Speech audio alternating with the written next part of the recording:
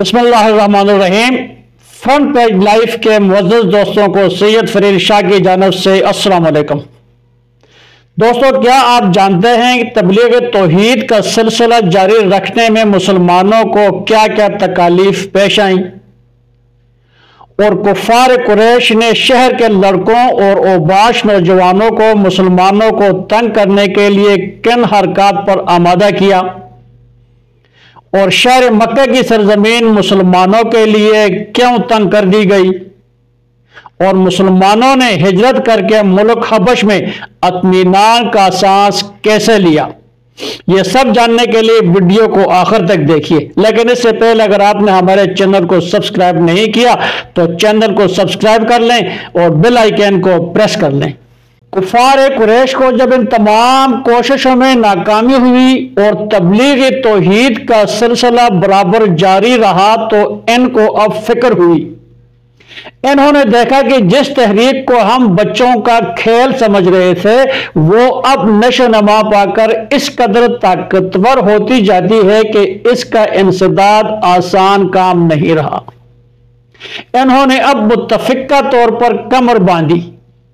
नबी अकरम सल्लल्लाहु अलैहि वसल्लम को खाना काबा के अंदर आने से रोक दिया। शहर के लड़कों और ओबाशों को मुतय्यन किया कि जहां कहीं नबी अकरम सल्लल्लाहु अलैहि वसल्लम या मुसलमानों में से किसी को देखें तालियां बजाएं, गालियां दें, रास्तों और गली कोचों में चलने फिरने से बाज रखें।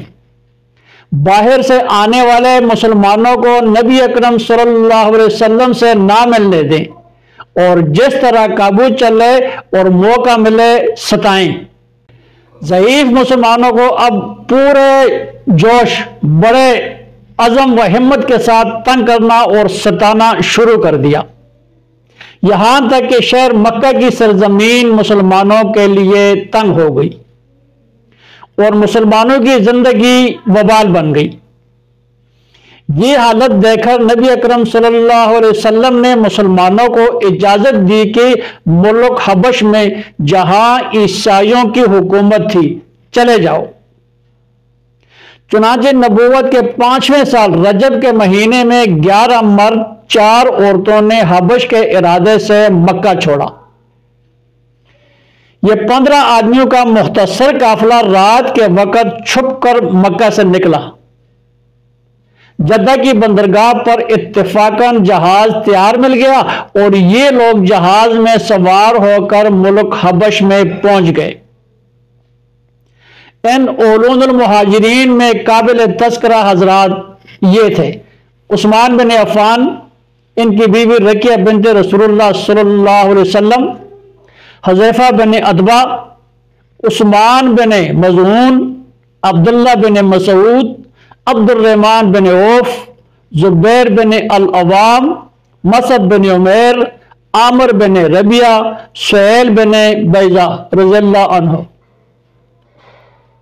ये लोग उन्मूमन कुरैश के मशहूर और ताकतवर कबाइल से ताल्लुक रखने वाले थे, जो इस अमर की दलील है कि अब कुरैश के मजालम सिर्फ गुलामों और ज़ईफों तक ही महदूद ना थे, बल्कि वो हर एक मुसलमान को, ख्वाह वो कैसे ही ताकतवर कबीले का आदमी क्यों ना हो, निशाने मजालम बनाने में मुतामल ना थे। नीज ये भी साबित होता है कि कमजोर और बेकस लोगों में इतनी भी इस्तिताअत ना थी कि सामान्य सफर ही हासिल कर सकें। कुफार को जब इन मुसलमानों के हिजरत करने और हबश की तरफ रवाना होने का हाल मालूम हुआ तो वो ताकब में रवाना हुए, लेकिन कुफार के पहुंचने से बेशतर जहाज बंदरगाह जद्दा से हबश की तरफ रवाना हो चुका था।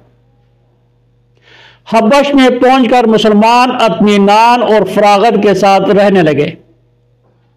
इनके बाद मुसलमानों ने यके बाद दीगरे हबश की तरफ हिजरत का सिलसिला जारी रखा। जाफर बिन अबू तालिब रज़ियल्लाहु अन्हु भी हबश में अपने मुसलमान भाइयों से जा मिले। अब मुसलमानों की तादाद मुल्क हबश में 83 तक पहुंच गई थी। मुसलमानों को मुल्क हबश में गए हुए अभी चंद महीने गुजरे थे कि वहां इन्होंने ये अफवाह सुनी कि कुरैश मक्का तमाम मुसलमान हो गए या इनसे मुसालिहत हो गई और अब मुसलमानों को मक्का में कोई खतरा नहीं रहा। इस खबर को सुनकर बाज मुसलमान हबश से मक्का को वापस हुए और बाज ने इस अफवाह की तस्दीक और काबिल कबूल जरिए से खबर के पहुंचने का इंतजार जरूरी समझा। जो लोग मक्का को वापस आ गए थे इन्होंने मक्का के करीब पहुंचकर सुना कि वो अफवाह गलत थी, लिहाजा इनमें से बाज तो रास्ते ही से वापस हबश की जानब चले गए और बाज किसी बाअसर और ताकतवर कुरैशी की जमानत हासिल करके मक्का में वापस आ गए। ये लोग मक्का में आकर और मुसलमानों को भी अपने हमराह लेकर फिर हबश की तरफ रवाना हो गए। ये हबश की दूसरी हिजरत कहलाती है। अब मुल्क हबश में मुसलमानों की तादाद 100 के करीब पहुंच गई थी। हिजरत करने वाले मुसलमान जिनकी तादाद ऊपर बयान हो चुकी है 82 या 83 मर्दों और 18 औरतों पर मुश्तमिल थी।